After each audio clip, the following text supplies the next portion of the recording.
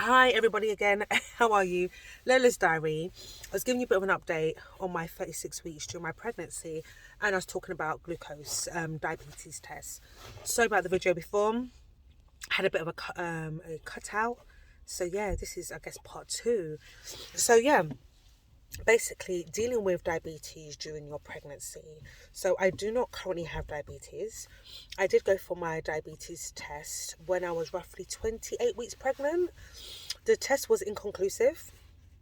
They didn't have a full accurate test. They wanted me to do it again.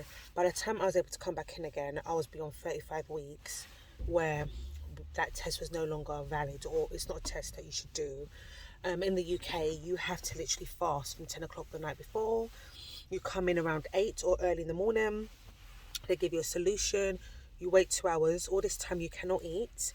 And then they take your blood again. So I guess when you're 35 weeks and beyond, it's just a bit too dangerous. So they said I can't do that test, which is fair enough. I went for my antenatal appointment. They took my bloods, and then they said from there they'll check my glucose levels. When they checked it, everything was perfect, everything was fine. But they said despite that, they still want me to go on a diabetes or take a diabetes monitor test so they can just check my blood just to make sure everything is well. I don't understand it. If I don't have diabetes, why does my glucose level still need to be monitored? But I guess with me, I have in my past, with my second daughter, I had a shoulder dysglosia pregnancy. So during my delivery, basically what that means, her shoulders got stuck in my pelvis, or it got stuck during the exit. So that's only happened to me once. And even though it was a minor shoulder dysglosia, and what that means is all they had to do was to take one extra step of precaution to help bring her out. It was a case where during the birth, her head was coming out and it kept on going back in. That happened at least 3 or 4 times. And in her case, she was under distress. She had already opened up her bowels in my uterus or placenta. So when my waters broke, they could see the yellowy or browny colour. So I was already being monitored, and she was being monitored as well. Already, they can tell she was in distress. Her head was coming out, coming back in. Happened 3 or 4 times. The midwives at the time, I had two, they didn't seem to know what it was. They were like, push, push, push the baby out. The baby's in distress, or we may have to give you a C-section. And I was like, well, I've done this before. It's my second child. I was pushing for my life. And she just literally wasn't coming out. I didn't understand. If the head has already come out, why is it back in? So I think her head went really, her heart rate. Obviously, she was being monitored. I think they have doctors outside on standby, just in case they need to come in. So I think her heart rate really dipped. And that's when another senior nurse came in. And as soon as she came in, she just seemed to know what was going on. She realised it was a shoulder dysglosia, and she literally tilted my head back. My legs was lifted up. They just spread it a little bit. Literally, once I pushed, she came out. And but because my daughter was so under distress, and I guess she was lacking oxygen and everything, they had to literally put her on the baby table and resuscitate her. So that was very scary. That was 7 years ago. Very scary experience. I didn't even know there was such thing as a baby being stuck during the what's it called, while trying to leave the room. I've never heard of that in my life until that happened to me. And even when it happened to me, I didn't even know what was going on. I was just like, well, I'm pushing. Why is baby not coming out? So it's very stressful. So that's happened to me once. I have gone on to have other children, but because of that, they have been monitoring me a lot more. Other pregnancies afterwards, they said I most probably won't be able to carry the pregnancy full term. They've always kind of offered a form of induction.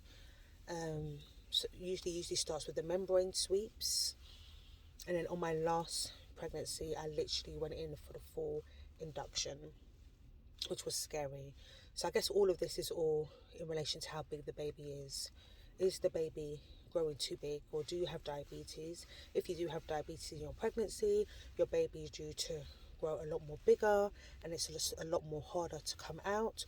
Or if you have had a case of your child being stuck during the exit, it's likely can happen again. So they're just being cautious. So yeah, so right about now, even though I do not officially have diabetes, they've given me a kit and they want me to be checking my bloods just to make sure the baby's okay. I've got another scan coming up, and then with that they'll look at the ratio of the baby's head, shoulders, do all the measurements and see if I can go full term or not. Ideally, I want it to be natural. Whenever the baby's ready to come, I just want the baby to come. Ideally, I would like my child to come before its due date or on its due date. I don't really want to go a week plus beyond my due date because it's very scary.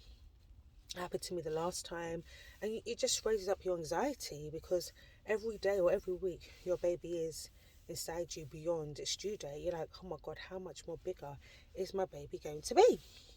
How much bigger are you growing? How much harder is it going to be to push you out?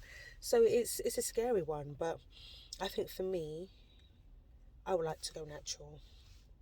I like this to be as natural as it can be. I was induced during my last pregnancy, and it was one of the worst deliveries I've ever had. And you think for a woman who's had children before, it's meant to get easier. It was one of the worst, and I think it was one of the worst because maybe the baby wasn't ready to come out. And I look at my little boy now, he's very calm. He has a lot of energy, he's very boisterous, but sometimes he literally just wants to rest and to chill. He most probably was not ready to come out. And obviously when you're doing the induction, you're using, chemicals, artificial solutions to trigger a labour that is not naturally ready. And it was a difficult delivery. It was very, very difficult. Even though he wasn't a big baby at all, but it was, my goodness, I worked and I struggled. So I'm scared because of that. You know, I want it to be as smooth as possible. And for me, I guess the most natural my delivery can be, the better. But we put it all in God's hands. Let's see how everything goes. I'll be updating you with my next scan, how my results are, how everything goes, and I'll keep you updated. But yeah, I'm 36 weeks pregnant. It's the end of 2022. Today's December the 28th. Will my baby be born in 2022, or are we still going into 2023 as suspected? Who knows? I feel like I can give birth any second, any moment, any time. Let's see how it goes. Well, thank you, everybody. I hope this has inspired somebody out there. It's been great talking to you and giving you a bit of an update, and I wish you all the best. Thank you. Bye-bye. Ciao. To the next one.